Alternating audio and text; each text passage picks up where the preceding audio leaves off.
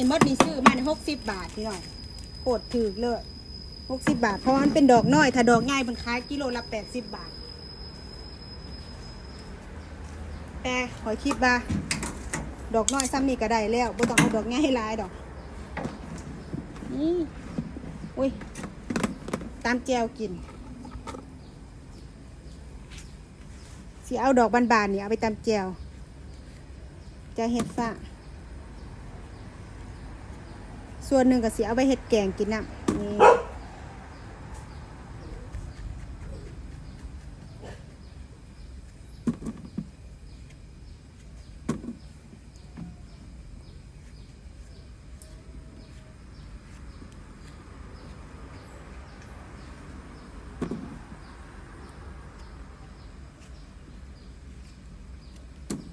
เห็ดฟางดอกน้อยอันดอกบ้านๆดอกใหญ่มันเพิ่นว่าเพิ่นขายกิโลนึง35,000 กีบ30 บาทไหม35 บาทแต่ว่าบ่ทันเขาก็เลยได้แต่ดอกน้อยกิโลละ60 บาทได้คือกันเจ้า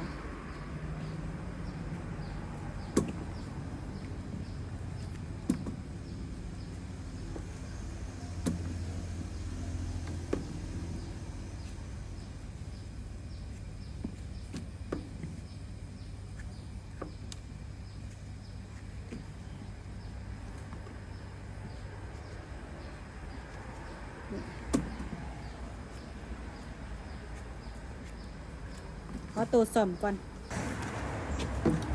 นี่ซ้อมหน้าเรียบร้อยพวกเจ้าถือว่าได้ดอกง่ายอยู่ตอนข่อยไปซื้อมาดอกมันบ่ได้ใหญ่จังสี่เด้ มันเป็นดอกน้อยแต่ว่าข่อยอันบ่ได้ออกจากถุงเนาะซื้อตอนเช้ามาประมาณ11-12 โมงมันเริ่มบานออกมาพวกเจ้าพอดีปีงเลยไปล้างทำความสะอาดบัด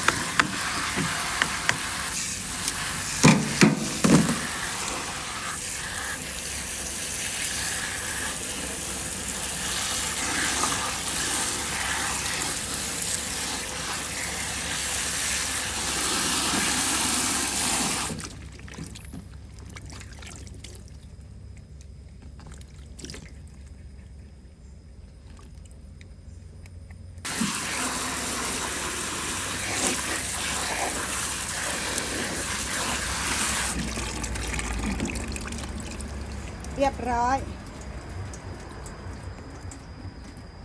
เฮ็ดฟางผู้ใดที่ว่าบุกินซีนหรือว่าบุกินปลาหรือว่าอยากกินอัน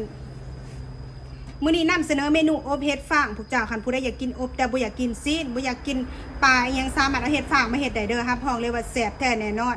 ก็จะมีอันนี้เลยค่อยใส่บักพริกล้อแล้วก็หัวซิงไข่ผักแพรวกับต้นหอมเดี๋ยวค่อยหั่นไว้เรียบร้อยที่สำคัญปลาแดกหัวหน้าค่อยปลาแดกผู้แสงจันทร์อันนี้พริกหอมแดงกระเทียมตำให้มันละเอียดซ้ำนี่ส่วนอันนี้ผักขะแยงคันผักขะแยงหรือไผบ่กินบ่ใส่ก็ได้สามารถใส่ผักคะแทนก็ได้เด้อพี่น้องเด้อปาไปเริ่มเฮ็ดกันเลยเมนูนี้เฮ็ดง่ายแห้งแต่ว่าแซ่บแถมมีประโยชน์กับร่างกายอีกอบเฮ็ดฟางตั้งหม้อกระทะหม้ออันนี้เลย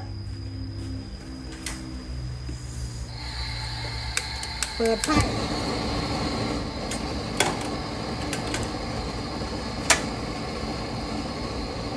ใส่หอมแดงกระเทียมที่เขาตำไว้เมื่อกี้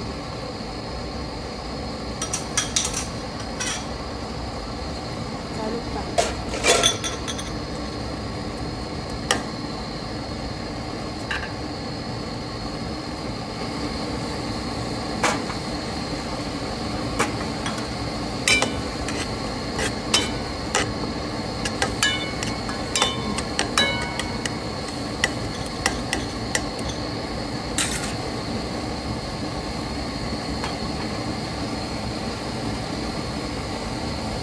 อันนี้ลงไปแล้วคั่วให้มันหอมหรือว่าให้ฟดถึงใส่เห็ดลงไปเด้อพี่น้องเด้อหลังจากนั้นใส่เห็ดลงไปได้เลยใส่เห็ดลงไป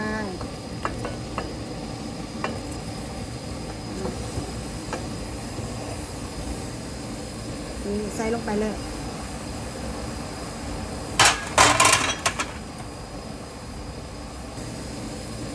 ใส่ลงไปเลย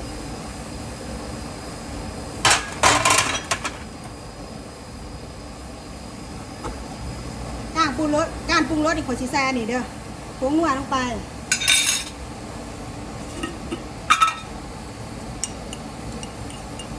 ใส่รสดี ส่เกลือน้อยนึงเจ้า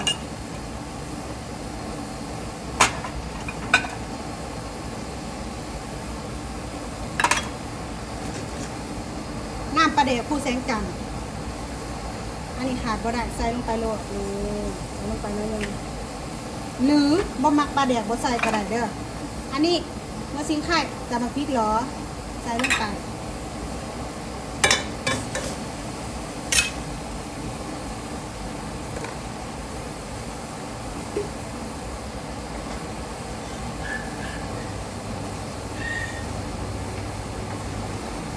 พอชิใส่น้ำลงไปน้อยนึง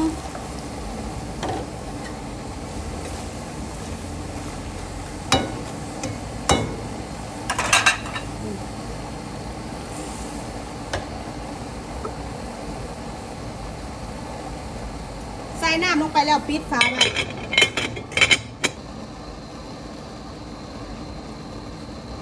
ปิดฝาไว้อบไปประมาณสัก15 ถึง 20 นาทีเพื่อให้บักพริกล้อสุกอะนะ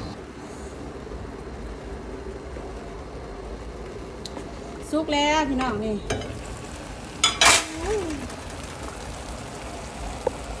สุกแล้วใส่ผักขะแยงลงไปผักขะแยงใส่ลงไป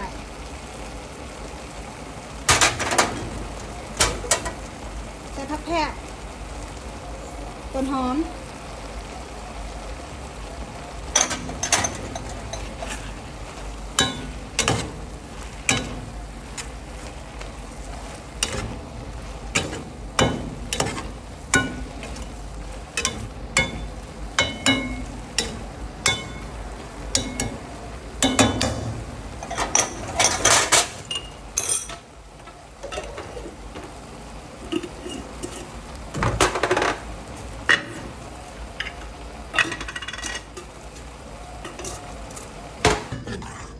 สุกแล้วตักเสิร์ฟไปเลย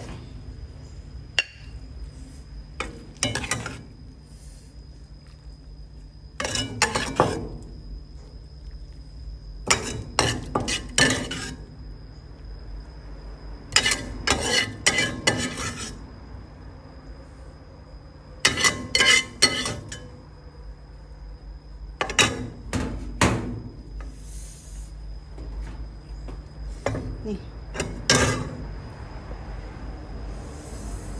ความแสบนี่บ่ให้ว้าวเลยพวกเจ้าป๊าดนี่หน้าตานี้หน้าตาได้สีสันโอเพชรฝากขอพวกเจ้าเป็นตาแสบบ่หอมขนาดเลยพี่ไผเคยเฮ็ดกินหรือบ่ไผยังบ่เคยเฮ็ดกินไปเฮ็ดกินมึงเด้อรับประกันความแสบบ่ให้ว้าวพวกเจ้ายกโปให้แล้ว